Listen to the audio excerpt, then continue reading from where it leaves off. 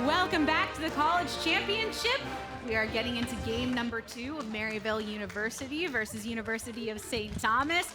That first game was pretty hype. I think it reached the expectations that we were hoping for this particular matchup. Yeah, I mean, anytime we have collegiate teams, usually we see more comfort picks. See teams go back to strats that have worked for them throughout the season. And we got a treat when it came to what UST was throwing at us. Rengar, Ivern, Viktor bot. I mean, it was utter craziness, but unfortunately did not work out as Maryville got the best of them game 1, and hey, making changes even for game 2. Yeah, let's talk about that a bit more, because even though Maryville are the victors of game 1, they're the ones that decided to make the change. Yeah, so fun fact, way back in the day, I might have played collegiate here and there. In my first collegiate match, I got to play against Robert Morris University, where I got my butt kicked by EvanRL back in 2014. And guess who's sitting on the stage now? It is EvanRL with Maryville, as he is trying to help his team assist in another championship run here for MU. I think Evan, historically, has been more known for playing these utility marksmen, known for the Jhin, the Varus. If we see a Twitch, it would be a treat, as his Twitch has been really good on the ladder. But again, Maryville, trying to emulate what these LCS orgs do. Having this 10-man roster, utilizing it to the fullest. Great to see some more faces on stage. They, try and make sure that all the games keep on going in their column.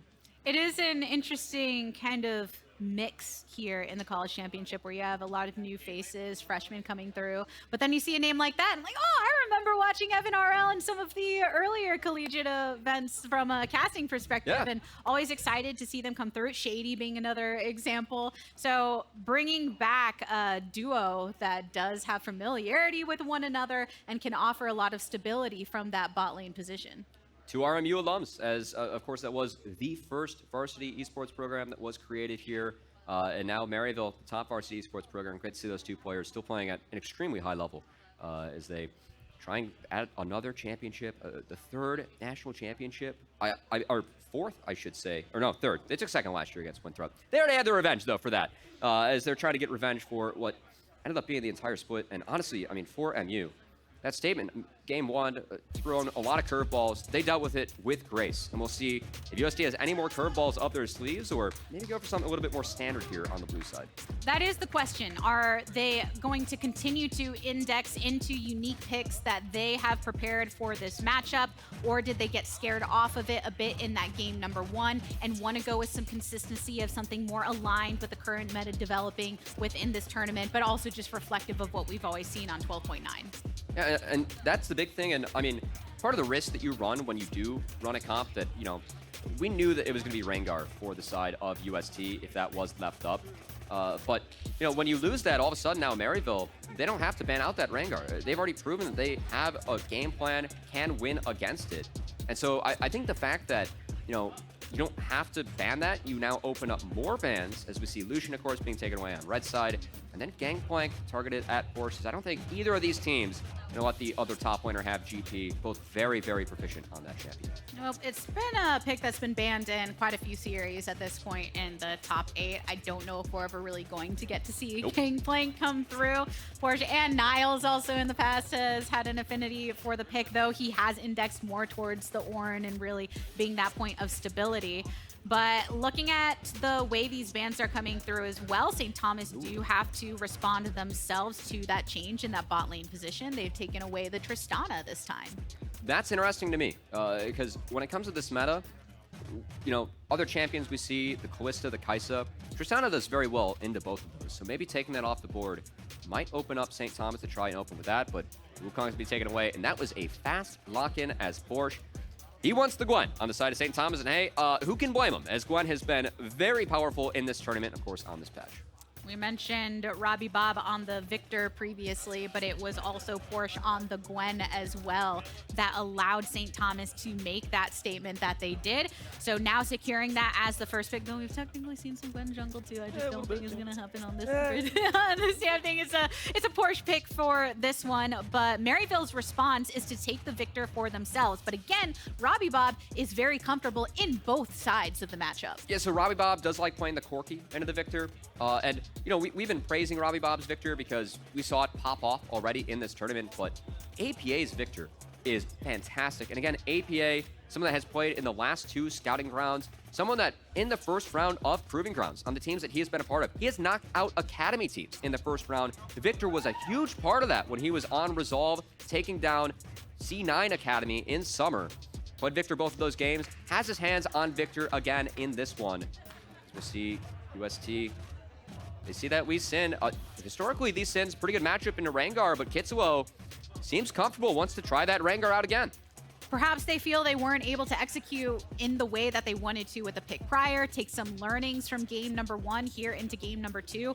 You always have to consider the comfort level of the player on that pick, and when you have such faith in the Rengar specifically for Kitzuo, they want to index into that a bit more, and the Ivern too, so running part of this back. Okay, we're getting it again. Same idea for the side of Maryville. That Viktor, you get a free lane into the Ivern, trying to scale. The issue is that if it gets impacted by the Rengar Ivern at all, you lose that flash. You have to play very safe, could be very difficult. So we'll see if APA is able to navigate out of the early stages of the game like he did last game on the Cassiopeia. Whereas Niles, he wants to take that counter into the Gwen before any of his champ pool gets banned out. And actually, first time we're seeing Kennen from Niles in a while. Yeah, Kennen's always a lot of fun, though. You have that level of initiation that you can do with Slicing Maelstrom, try and get some of that damage output. Something that we haven't really just seen from not just Niles, but not in the top 8 as well. So a different look for the top lane in general. And I like it here for the side of Maryville, because you look at University of St. Thomas, Rengar, Gwen, Ivern. That is a lot of short-range damage that's jumping into you. And Kennen, you know, you just press R, that feels great. Gwen is not immune when she's jumping into you, and you have that ultimate running on the side of Kennen. So, like that adaptation from the side of Maryville, whereas we're seeing a lot of bot lane bans thrown out. Is that Jinx ban? Maybe we see an Aphelios coming out of EvanRL. That could be what they're setting up for. It is interesting, Maryville deciding to still ban away the Vigor here with Shogo, even though they didn't pull out the win. That early phase, you can't forget about the way they were playing towards it, and with Rengar locked in, they don't want to give that. You called out that Kalista might be coming through for EvanRL, a very classic pick for him, and it looks like that's what they're going with. And there's no Tristana answer now for the side of Shogo. So Shogo, his champion pool, again, a player that loves to go in, loves to play aggressive. Into Kalista, options are dwindling a little bit. We'll see if he ends up going. He's got Samira, we've already seen in this tournament, but it's actually going to be the Kai'Sa. So Hellblade's Kai'Sa, if you are able to proc that passive on the Kai'Sa and disengage from the trade, can be rather good into the Kalista. So now we'll see. I think some hard engage. UST, at this point, I mean, it's all about going in. So I think that committing further to going in, it's almost their only option at this point. He's expecting Chookies to take something to help this team be able to engage. Looking like it's going to be the Nautilus. They have multiple resources within the kits of the champions that St. Thomas have brought. They can try and keep their targets in line. That was a very fast lock indeed. So interesting, though, Renata coming through. Everybody comes at you to try and grab everybody on your team, and you just go, I'm going to ult you. How about you hit each other? I think Maryville's team composition here is very scary. Again, everyone jumping at you, as you properly pointed out. Renata just gets to press R. Kennen just gets to press R. APA on the Viktor. If you are able to get to the 1 or 2+ item spike, you feel great when everyone's coming into you. So I think it just puts an even bigger emphasis on the early game for St. Thomas. And, you know, first game, you ran the Rengar Ivern. It didn't go your way. UST, they're going to stick to their guns, though. They really believe in Kitzuo, believe in RobbyBob, their ability to pull off this combo that requires a lot of synergy. Doing it again, it feels like they need to make sure that early game goes their way. They failed to do that in game 1. And if they want to take game 2 for themselves, that has to be the big difference. And there were some bright spots, though, for them to look back upon. And I think that's why they had the confidence to bring in this composition once more with a lot of the similar pieces for game 2. We'll have to see if some of that execution changes as the game goes on. But Maryville, they're the ones coming in confident after that game 1 victory. The last time we were in studio, actually, in 2019, I believe they were the ones that won as well. So they were. This is kind of somewhat their home turf in some ways, a lot of them being there at the time too, so we'll have to see how they hold it down. Yep, Niles, Shady there at the time. If they would have played in 2020 as well, they would have destroyed that year, as that roster, I mean, they took 3rd in scouting grounds out of all the amateur teams we had. So impressive, and really speaks to what Maryville has been able to accomplish, you know, as a program over the years as a whole. Maryville, a strong program. UST coming off of all of the hype around this roster in their first year as a program themselves. We're not seeing the same exact approach to the start as previously. So also with the similarities that are taken from UST, they are on blue side too. So a different way that they'll be navigating this map. And honestly, I think that Gwen is something that could be really important for the side of UST, because we talked about, you know, all the dive, the Rengar's going in, Nautilus Kai'Sa wants to go in. Gwen wants to go in as well, but Gwen, you can be immune. So Porsche, a young player, someone that, you know, is really trying to break into the amateur scene himself, really, you know, graduated high school early to make it to UST, actually was homeschooled, and I think he's the youngest player on the stage, so Porsche has a lot to prove, as taking down Niles would be a huge accomplishment for him and UST. When you're trying to prove something as a top laner as well, I think that's why a lot of those top laners do like to pull the Gwen. I feel like many of the ones, when I've talked to them, oh, what are your favorite champs to play? And well, I like to show off my hands. I like when Kumo being an example, who loves playing the pick, because it's really a chance for you to be able to flex that.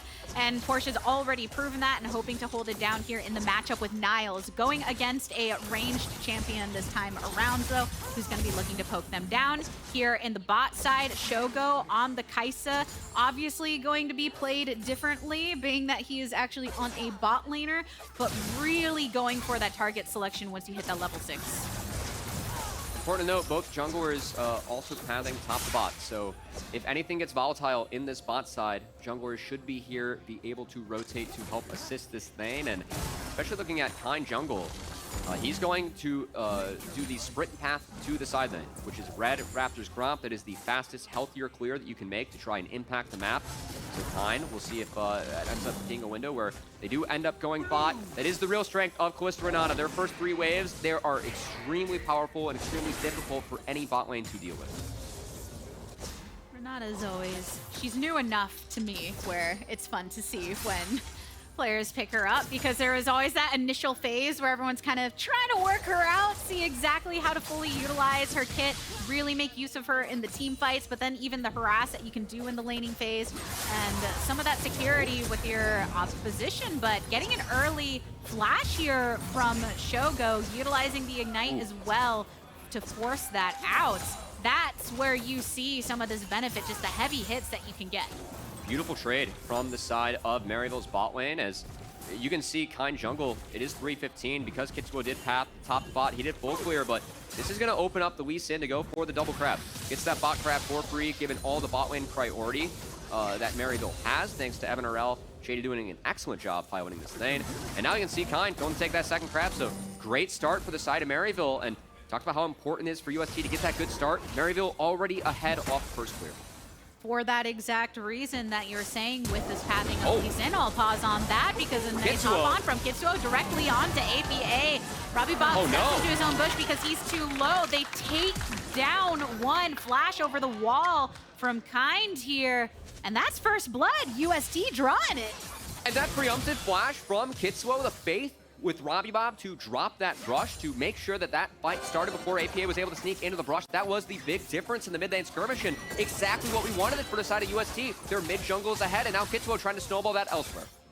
Because the chunk down onto Niles was pretty heavy, but you can say the same when looking at Porsche's bar right now. Luckily, from Kitzuo is here, so Niles can't continue up on the fight. Has a little bit of a wave pushing for him, but I do like the way that Kitzuo has been approaching thus far across the map, making that play and ensuring that he can help out his other solo laner. And at least Kitzuo hovering here is going to make sure that Porsche is able to get that safe base off and then TP back to catch this giant wave. So I think this is the right cover from Kitzuo, but a much needed play from the side of UST. Again, if that double crab goes over, no action happens within that first clear, Maryville is the team that we believe scales harder and would already be way ahead in the early game. So the fact that Kitzuo able to get involved in that mid lane, able to get the flash out of Kind Jungle and get a kill in the pockets of UST, really good start here. It's what you want for the kitty cat Rengar to really start to unlock within this game. And it is a very different approach too, because when you have a Kai'Sa down bot, you're playing that differently than the Veigar, because she can kind of hold her own in the lane. While it's not necessarily one of the strongest, you're not as worried about what can happen. And That's why you already see Chookies kind of making these rotations around, allowing him to farm up, but being able to assist if any pressure is exuded elsewhere by Maryville. And it is all about, you know, the mid lane, the hovers, and trying to free up this Rengar. So I think that we will see Chookies, you know, try and impact that mid lane, try and get flashes out of Viktor. If they buy that, it's huge, but Niles has level 6, porsche does not. Nice trade from him, as that's big. Again, porsche doesn't have TP, so if he is trunked out, if he is not able to approach this wave, he will lose out on a lot of gold and experience. Niles is able to get him out of this top side. There's no expectation from Maryville's side to get into a huge skirmish in the near future, so he sees the advantage of using the ultimate in that moment to just pressure porsche in the 1v1. Like that from Niles, and again, some of the veterans see some of the experience. Of course, Niles having that LCS and Academy experience, realizing that, hey, I don't need this cooldown for a couple seconds. I can use it positively here. We see both junglers wrapping up their second full clear, ending up on this bot side.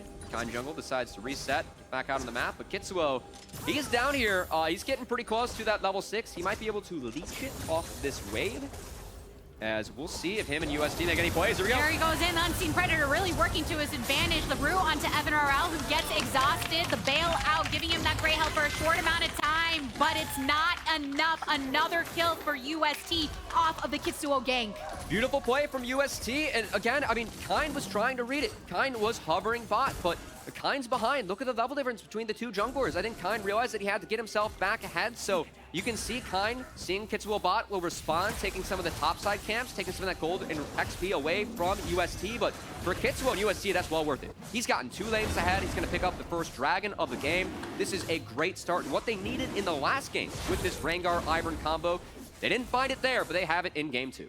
Starting to build somewhat of a gold lead for the team, and Kind Jungle caught while he's on the retreat here, but Lee Sin is just a jungler that is more comfortable going and punishing and taking those camps compared to some others due to that mobility, now returning to his own.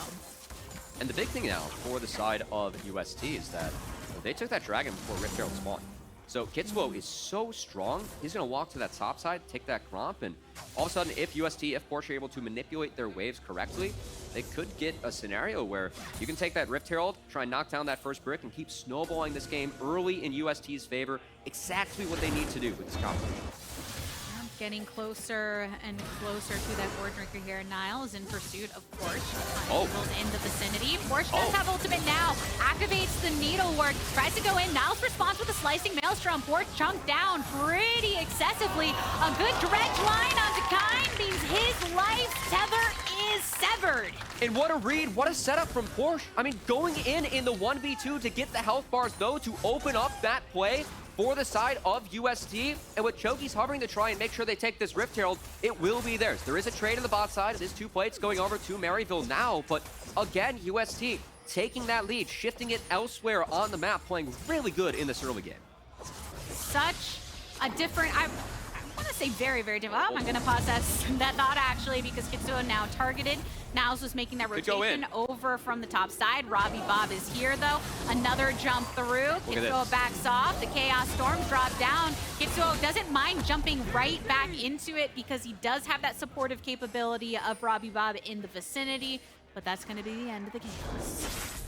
I still just love watching this Rengar Ivern. How comfortable Kitzuo is playing it. Like the fact he's jumping into the 1v2s, knows the windows, knows how to use his empowered abilities to get something back. The W to get all that health back there on the Rengar. Really good play coming out of the side of UST, and because they win out that skirmish, because Niles forced to base in that top side, that Rift Herald, a little bit delayed, but will be going over to UST. Continuing to secure the objectives across the map. That early dragon creating that window, as you noted, Cubby, for him to take that top side Rift Herald here. And yes, the way that RobbyBob and Kitzuo are playing around with that matchup, just taking advantage, saying, yeah, I got some brush I can make for you over here. Go ahead, go for the leaping that you want to do. And now Kitzuo has to be feeling a lot better than he did in game number 1. While they did create advantages on that bot side, it wasn't what you wanted from the Rengar. Very different story. Yeah, it feels like with Ivern, you're like almost playing The Sims, just like building like your own, landscape. Yeah, we'll throw this here. Some nice shrubbery. Make sure the Rengar's coming. Yeah, so we're all about the vibes here for top 8. I couldn't put a coffee table on the Rift, so I'm just gonna make this here instead. You can break it if you want, Rengar. You know what? That has skin potential. Sale value there. for the side of Rengar. We'll see if that ever happens. We know who to credit if it does.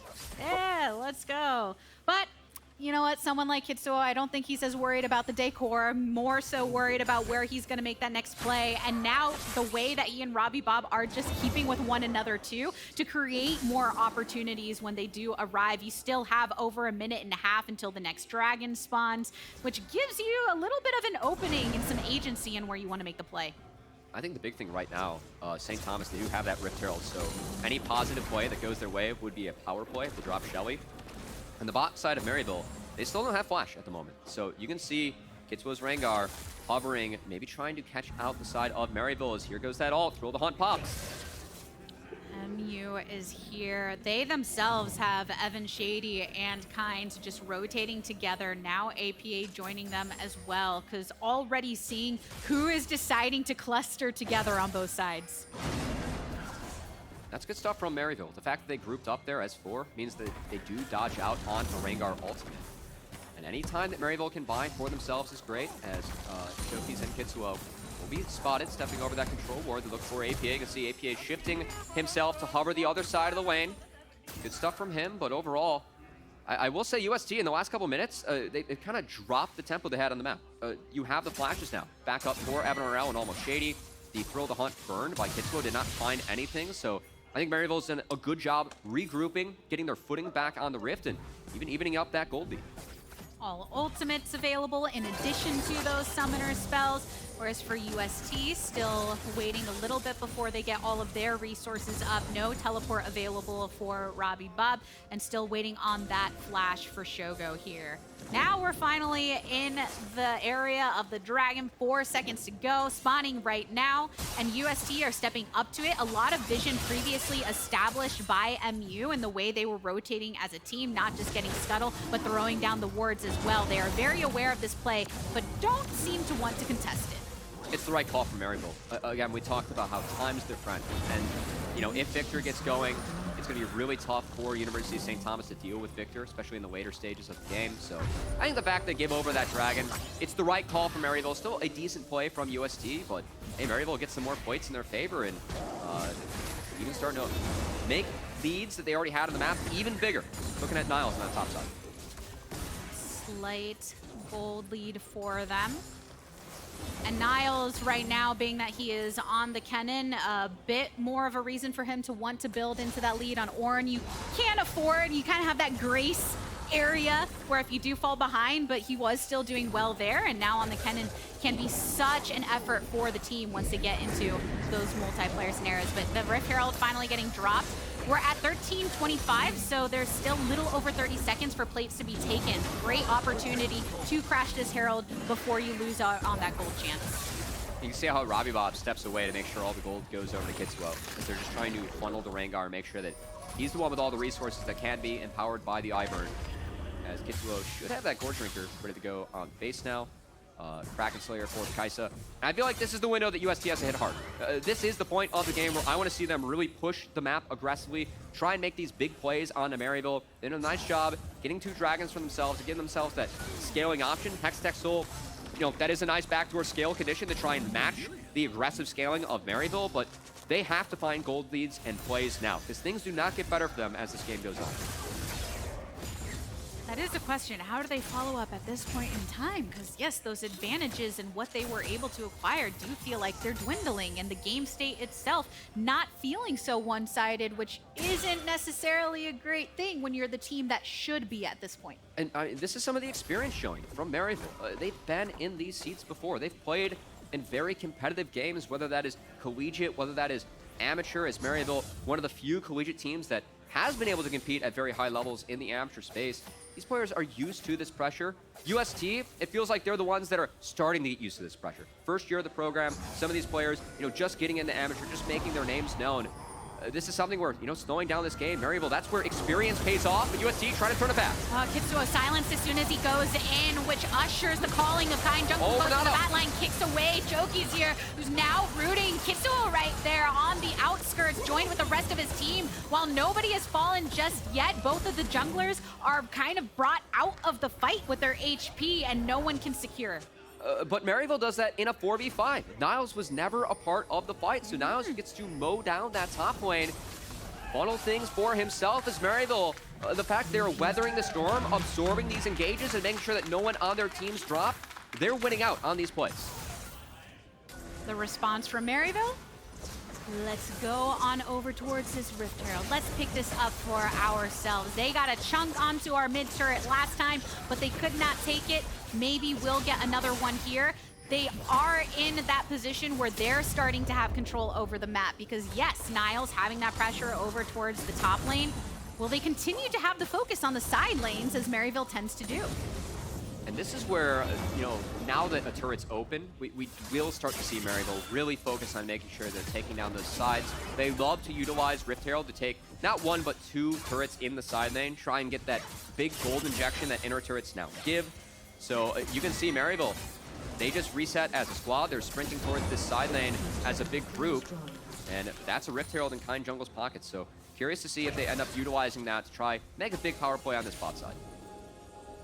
And as far as where other points of power are coming through, just the nature of that mid lane matchup and the way that APA has been rotating through, he's been farming up, starting to get his build, also has that Oblivion Orb to help with some of the healing and sustain that might be coming through on the other side, and their solo laners getting themselves in that spot where they can help the team, but that's a dredge line onto one of them. Speaking of APA, you got a dredge, you got it into more, bailout ain't gonna be enough. Ooh. Does manage to trade the lives with the Chookies here, so you do walk away with something, but that is the elimination of your mid laner. TP. Teleport coming through in the back from UST. RobbyBob, they're collapsing directly under the turret. They don't even need to take down the turret yet before they take down EvanRL. So now, look, you don't have a bot laner, you don't have a mid laner. UST can start to take out some of the vision that MU had previously established and control this area 15 seconds before that soul point comes through. The good thing for Maryville, APA does have that teleport, so he can at least get back and rejoin this dragon fight, but EvanRL's out of it. So it's a 5v4, and I'm curious to see how hard Maryville pushes. Yes, they do have some of their ultimates up, as many were burned by UST.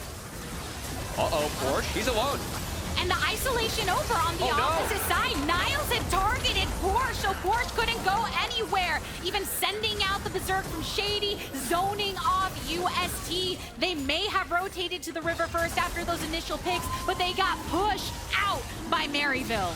And that's porsche not respecting the control that Maryville had on the map. Maryville, when they had that reset before Dragon spawned, they all went bottom. They had the wave shove bottom. Niles was waiting bottom to see if anyone was going for the flank. porsche entering that brush, he gets caught out, he gets isolated. Really good play for Maryville, being down members, but still finding ways to manipulate the map and get something back in their favor. And it was something that was looking good for UST for a moment. Oh, it looks like we have some more action here. Shady going down. And the pursuit is continuous. Kitzuo, he's a speedy boy, wants to try to escape, gets the bolo onto one, so Kind can't follow up here. RobbyBob is over on that top side as well. Some additional security should need be. And these trades, again, UST, I like how they are trying to get on Maryville's side of the map, trying to make these plays, but Maryville, one for ones. Again, that stalls out the game. Make sure that UST cannot snowball any picks they find into anything more. That's going to benefit them as this game goes on. The fact that they took that dragon, they denied the soul point from UST, that buys another 5 minutes until UST can get that Hextech soul, where they're trying to match some of the scaling that Maryville has. I think that Maryville, slowing down this game, taking a deep breath, showing a lot of their experience, poise as a team that is really favored to win this championship. This is a championship moment. The fact when you can take that deep breath, you can reset, you can survive the onslaught of another team. As Maryville, they're gonna have to do that yet again here. TP's coming in. Double teleports, one from both sides. The Fate's call to make sure the support will stay alive. A couple knockups on UST. The stun up from Niles, right in the center of them all with a slicing maelstrom. They can follow up. porsche gonna be low. You get the hook onto Shogo, and again taken out. MU, they win out the fight. They get the haste. And when St. Thomas took down Maryville in the first ban of the year, Maryville did not have Niles, but guess what? Captain America, he's back at his home, and he's here to play as that Kennen ult, that slicing maelstrom, was massive, cutting through any hopes that UST had to win that fight. As Maryville, this is a 20-minute Baron, LeTigress. Woo! Does Niles love when he can drop that ultimate in the middle of a jungle too. Go and get that Baron now, drop that Rift Herald top. So much acquired off of that ace. And UST, you know, understanding they had to play out this early game cleanly. There's no exhaust. There's nothing to stop this slicing Maelstrom, nothing to slow it down. As Niles waits for the perfect moment, hits a 4-5-man ultimate here, just shredding UST any hopes they had in this fight as Maryville. It doesn't matter who's playing on this team. The roster doesn't matter. They are here to play. They're here. They're poised. And UST, it feels like this game now, just like that, out of reach. Yeah, where do you even go in that moment? You see it come through, you're like, I got a wall on this side, I got brush over there, there's nowhere for us. But now you can take a breath. Yes, that was a setback for UST, but try and wait out. Hold on, this is good. Another hook into stasis. Niles goes, and it's just enough to prevent the follow-up.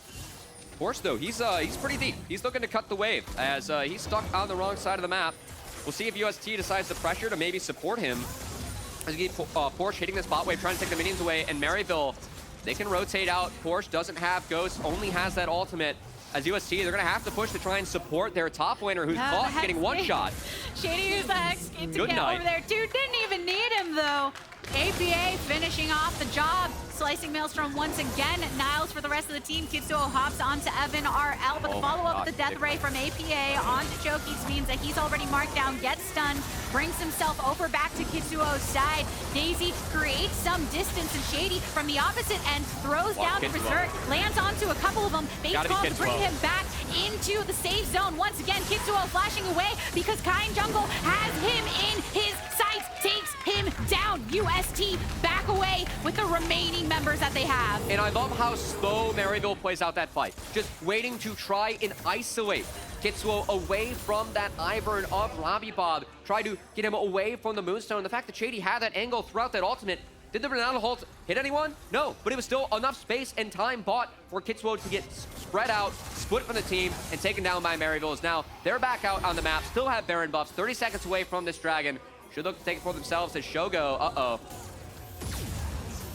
Okay, so using his killer instinct just to try to escape, but there's so many MU members. And I see my support. Can I get to my support? No, there's a Kennen right there. Hits me with the Q and I'm done. Yeah, Kennen's doing a lot of damage. That, holy smoke, the Q auto W. Yeah. Like half the health off of Shogo. That one hurts as Maryville. Whole combo, man. Yeah. Another dragon being taken for them, and again, feels like this game's in complete control. The second game in a row, even with a much better start the UST had, still not able to turn the leads that Ivern Rengar got in the early game into anything else. Maryville were the ones that completely controlled this mid-game, completely took away any opportunity for UST to continue to deathball, continue to snowball on Maryville. And because of that, we hit the later stages of the game where look at the Viktor for APA, look at the items in the Kennen's inventory for Niles. It's just too much to deal with. I mean, the mid-game is, in a lot of ways, the most difficult part of the game, especially when you have comps like that, where the early game is kind of pre-scripted in what you need to do. And from there, if there isn't something that you already have in your sights on the map, it's so difficult.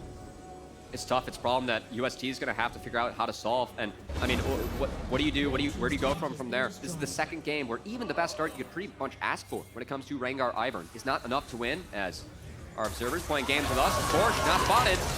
Oh. Yeah, that's a lot of red on the other side. I thought I was safe. There's a wall here, right? But no, they still came from a throat. And Maryville ahead on the play, forcing UST to base. That's going to be an inhibitor turret, likely an inhibitor to fall in favor of Maryville. As they're checking all the boxes, doing everything they can to make sure this game 2, goes in their favor, one game away from the finals. And honestly, this was the set that we pitched as the true final. It has not looked like the true final yet. I feel like UST, yes, they've made some good plays, but the fact that Maryville, I mean, just stalling. It's been easy for them. 20-minute Baron in this game. Last game, never really under threat. I want to see UST change up their strat in the next one. I want to see UST prove to us they are this team that we were hyping up, this team that has taken down Maryville before. Just doesn't feel like they're quite there yet in this series. regardless of what the end result of this game is, you do wonder, UST, this is just so much pressure and a lot of closing avenues for this type of strategy. Whereas Maryville, they're comfortable waiting until those later portions. They love to team fight. They love really capitalizing upon the leads that they were able to execute here in the mid game.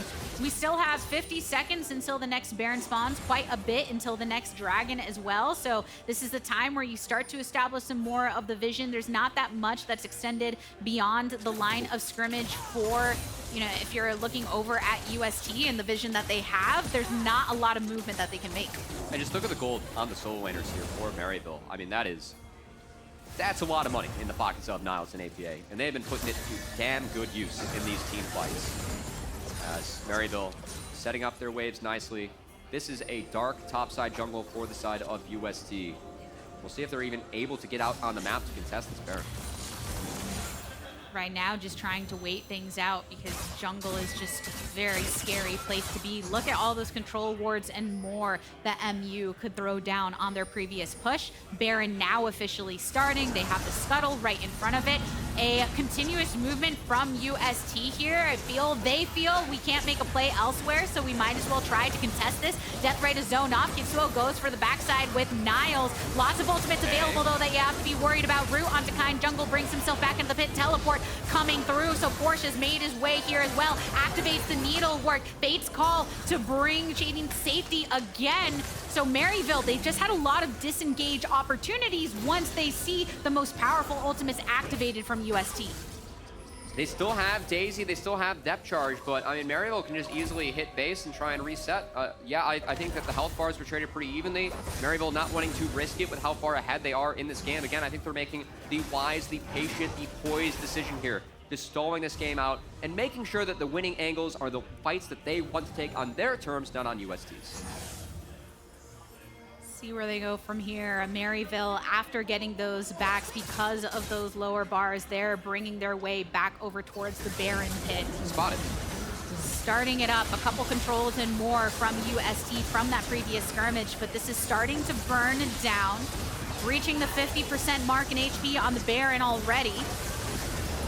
Rolling through, Shogo, not really a place to connect, so UST, they don't have anything they can do there. Baron secured by Maryville University. Best thing that UST can do is to try and play for the Dragon. And in classic Maryville fashion, you know, usually we would see teams reset here and make sure that they can test this Dragon, they get it for themselves. Maryville, no, they just want gold. They want to utilize the Baron push as hard as they can. So you can see UST, they're camping the portal in case anyone comes to contest this Dragon, but they can't even stick around for it. Because Maryville stayed in this top lane, because they're now TPing to this top lane, they want to increase the pace of the game. They want to use this Baron, they want to use it now.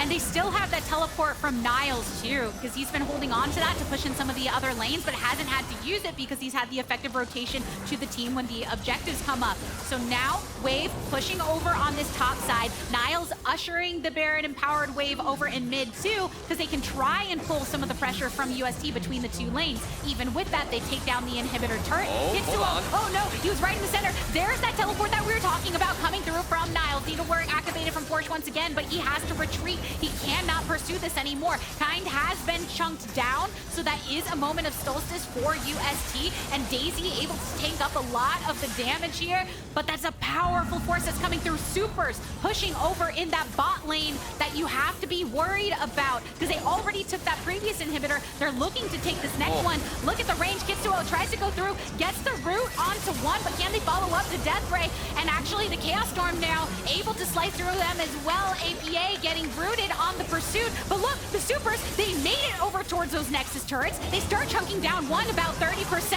here. Niles still has ult. Niles, if they want to go, Niles does still have flash and ult. That's of course we have to look for, but instead Maryville, that's enough for them. As okay, Kind has a buddy. See if UST looks. I think they have to. Oh, Shogo goes in with a killer into the dredge line onto one. The Maelstrom in the back line, but two are eliminated from UST. Niles coming out of stasis, shut down 50 seconds on his timer, but the rest of the team is still up, and Porsche is low. Where can he go? Viktor taken down, though. Everybody is still looking like they're in dangerous territory. Oh no, Shogo, it's just Porsche now. Goes into stasis, still has a little bit of security from the tower. hours, so he can go heal up in the base right now. And on the other side, MU very weak with their remaining HP. Maryville got a little bit low throughout that fight. I think the Moonstone from the Ivern having some value in the elongated fight. He was trying to survive some of the poke that APA's Viktor was pumping out, but hey, UST, their base, it's still in shambles. And Maryville can easily reset, can easily get back to this Hex Dragon to take it for themselves as we take a second look. Big difference in this one. Maryville split on the exit. I think Shogo played this really well. Again, landing that ability on Kind Jungle, he can't take the portal. Maryville split. Niles has to ult to save it. It's a huge ult from Niles, but Shogo goes untouched on the backside and importantly trades himself out for APA. That's a huge trade up at this point of the game. Is. And I mean, Maryville originally wanting to back up, they're responding to some of that response here, and Porsche just able to survive it out just enough.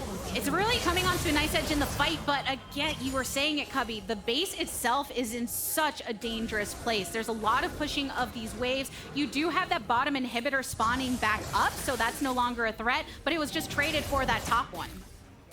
And while we were in the replay, Maryville did secure that third Hextech Dragon for themselves. So that is now soul point for Maryville. As if they didn't scale hard enough. A Hextech Soul, that would certainly be the thing that breaks the camel's back here for UST. An admirable base defense, and I think a really good fight from Shogo. And again, if there's anything that's going to save UST at this point, you got to believe it's Shogo on this Kai'Sa. He's the only one that can reposition the dodge out on all the damage from Niles and APA. Only one that has an exhaust to try and shut down Niles in that ultimate. So we'll have to keep our eyes to see if Shogo can somehow do the impossible and maneuver this fight. But still, look at the ease that Maryville gets this inhibitor with. UST cannot approach the Viktor. A lot of range available. You see, yeah, Viktor just throws down a death ray anytime they step up, or a lot of the zoning that he has within this kit, and UST, they get chunked down so effectively if they're not too careful. So lying in wait here. You still have over a minute and a half until the next Baron spawns, and MU now is on soul point. So the threats that UST were starting to establish earlier in the game, a lot of them just gone. And it's got to be the Shogo show. It really is the hope at this point. As again, props to UST, they've at least stalled this game out a bit, and might think that Maryville split, but Maryville, they are going to regroup on the back half. Kitzuo has to spot this and throw the hunt, just use to take down the ward. Oh, Maryville collecting themselves. Curious. Sticking together.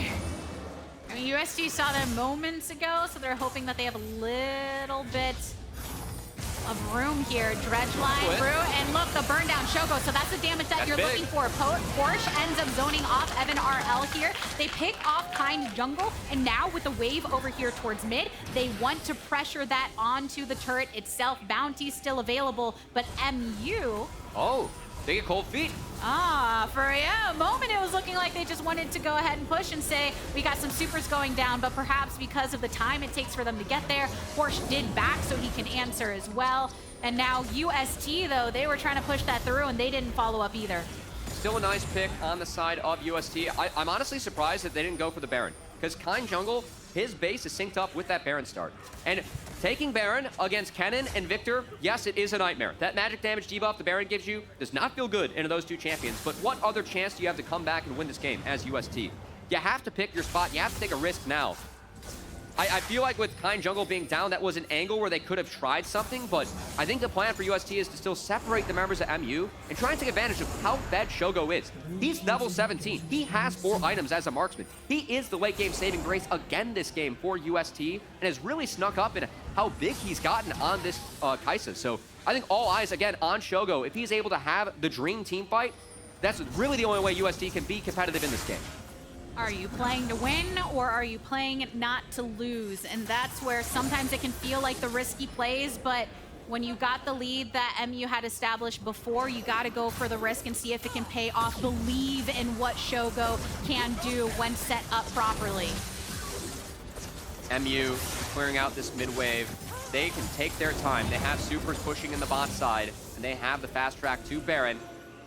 As we'll see if they end up pulling it. There is a nice control board here for UST, so knowing that Maryville hasn't started it yet, we're able to posture a little bit further up towards that tower, but you gotta believe that Maryville, at some point, I'm wondering if they're gonna shift their control over to the bot side, because Hextech Soul, with 4 Hextech Dragons, that is the more powerful objective than Baron. I feel like Maryville should be trying to target that instead of trying to start up this Baron, as We'll see if they can test the next mid wave and try and shift their power down there as UST still sticking strong as 5, and no one's dealing with that bot wave.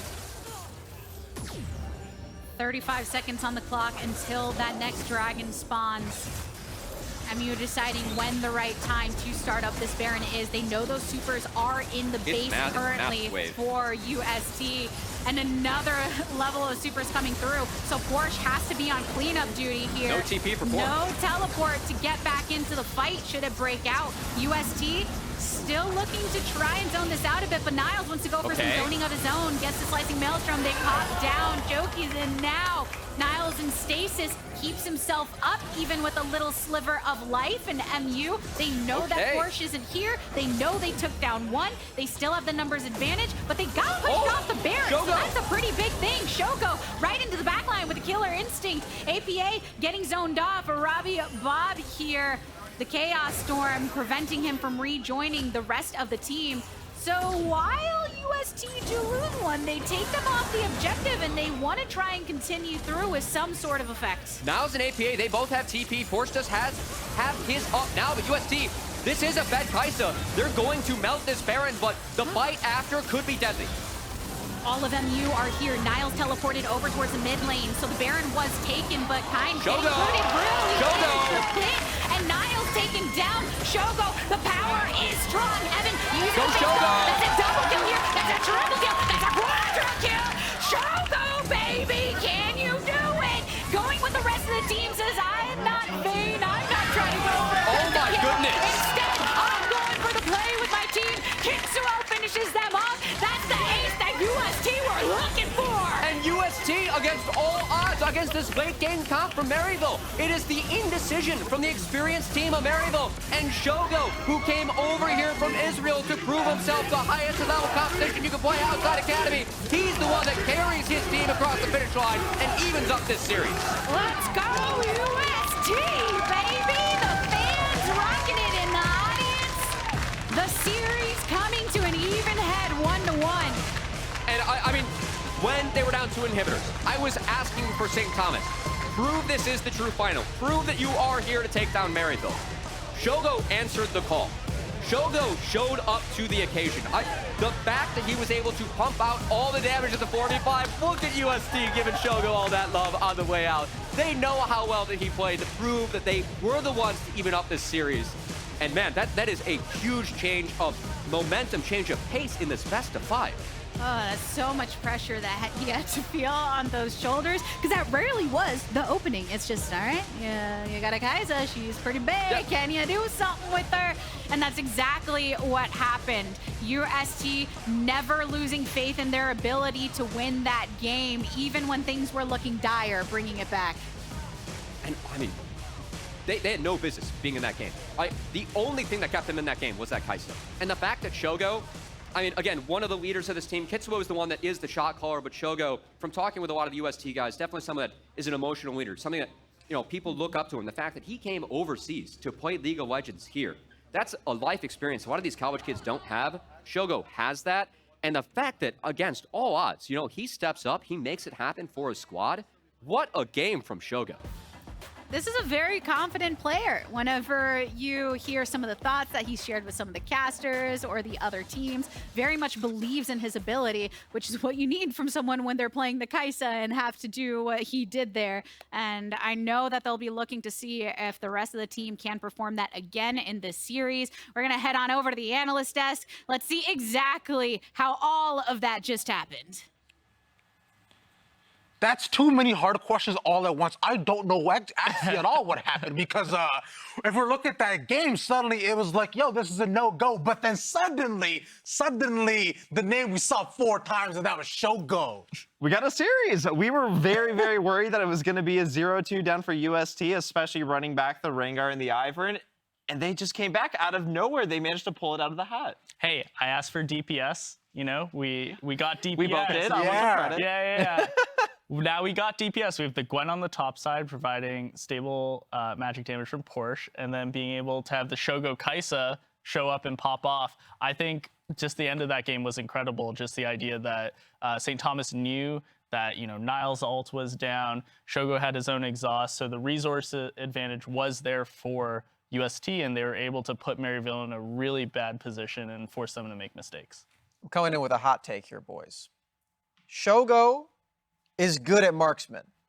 Thoughts? Shocker. You know, let's take a look back at that game and see if he actually is good at marksman because, you know, at the beginning it was looking a little bit rough. My man might have been D-clicking instead of A-clicking, but that's just my opinion. We were so worried once this game started, we were so worried about UST not being able to get this advantage. We were talking about the top half, kind of the same early start from last game, where the bottom half of the map was doing fine, but top half wasn't so good. That roam kind of ended up screwing over Shogo early, but as the game started progressing, we saw more fights where UST was kind of getting closer, kind of inching closer, and then at 40 minutes, let's coin flip Baron, why not? We got nothing else to lose.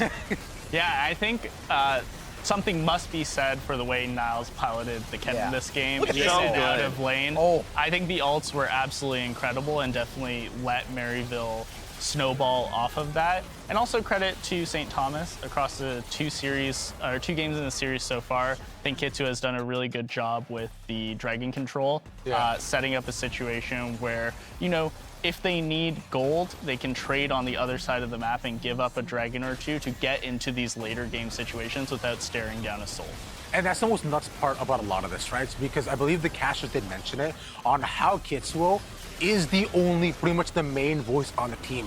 It is his call or nobody's call because they feed him all the information. Aside from mastering jungling, he decides, okay, guys, we do this, and all that pressure cannot be easy, but he does execute so effortlessly. And imagine doing it in this situation. You're down 0-1, you're down so much gold, you're running back this kind of niche strategy that didn't work out the first game and it's not working out the second game. To have that poise, and that's probably where he's leaning on a lot of his experience, to be able to make these calls, not get tilted and say, we are still in this, I trust my teammates, I trust in myself, and it just ended with that, with a near pensa for Shogo and ending the game that looked like it was lost. Yeah, and credit to him for not greeting for that pentakill and going for the end of the game, right? You know, APA going on the other side of the map to kind of stall the game out. But, you know, Shogo has his eyes on the prize, right? So definitely respect that. And there's something to be said about APA. Even if you look at the charts in front of us too, I believe Smacks, you were the one who so poisely said that he was playing PvE the entire game. Yeah. So again, APA is having all the fun in mid lane. Again, we see that RobbyBob is dealing the least damage in the game, and again, it's not his fault. He's playing the support. He's playing Ivern. This is what you're supposed to do. But I just want to see RobbyBob get in there again. Like, Do you not they think won Ivern with is it. fun? Ivern's great. I'm a Mastery 7 on Ivern. I love Ivern. You're just flexing all that's a over. fact. You can look me up. But I think that game was won by Shogo. And the other games that they had 2 days ago, they were won by Shogo, but they were also won by RobbyBob and the rest of the squad. I think they can more easily win these games out by relying on the rest of the team too. Yeah, and I still think the adaptation needs to be on UST's side, insofar as we're not getting a lot out of the Ivern. Perhaps we're getting a lot of the Rengar. I think he 2v1'd to get the early game advantage very well. I think Kitzuo did an amazing job with that. But out of RobbyBob, I think if we get greater impact, this series becomes a lot closer than what was essentially like a miracle play from Shogo. I definitely want to point out that Porsche has had a solid performance all tournament. Yeah. He has not stepped up yet in the series. I think for UST to win this series, he has to have better performances going forward. And maybe that might not be on these carries. Maybe you do adjust to like an Ornn or a Scion, or maybe even like a Wukong at some point topside. But I want to see more from Porsche if UST is going to make this a series and end up taking it. Yeah, because considering as of right now, right, Gwen being immune cannot be the only thing that saves you in the top lane. Because we already mentioned how nuts Niles was the entire time. But I think Maryville has decided it's time to stop maybe fiddling around a little bit. They have selected blue side going into this next game, and they're subbing in Azog and Odd Orange. So Kain is finally out, and I believe it is time. These are the starting five they're used to seeing from Maryville. Definitely the roster that we expected. Azog and Odd Orange as their main starters through most of the games that they've played. Champion-wise, for what this means for a draft, Azog is someone that you definitely can play more for hyper carries. You can play more for the standard late game scaling. His Ezreal is also very, very good. Odd Orange, definitely more comfortable on the early game champions. I think he played Lee Sin in both games that they played in the earlier series. So we'll see how Maryville adapts draft-wise. Yeah. Something to note there about Azog is that we have 4 teams left in this tournament. 3 of them are almost always going to be bot side focus, and the one remaining is Maryville, unless they have Azog in. So then we have all 4 here on the same playing field a little bit. I think this does make it a little bit more interesting, and no shade to EvanRL, but I think Shogo may get to meet his match here. No shade, but definitely Shady is involved, right? All right, that's it. We're done here. Welcome. Thanks, guys, for watching. But like you said, both these hyper carries in the bot side are going to have to step up. Shogo has mentioned he likes to play these main character players, but the series is not all tied up. It's time to see who pulls ahead in game number 3 coming right up after this. Whose anime arc is it going to be, baby?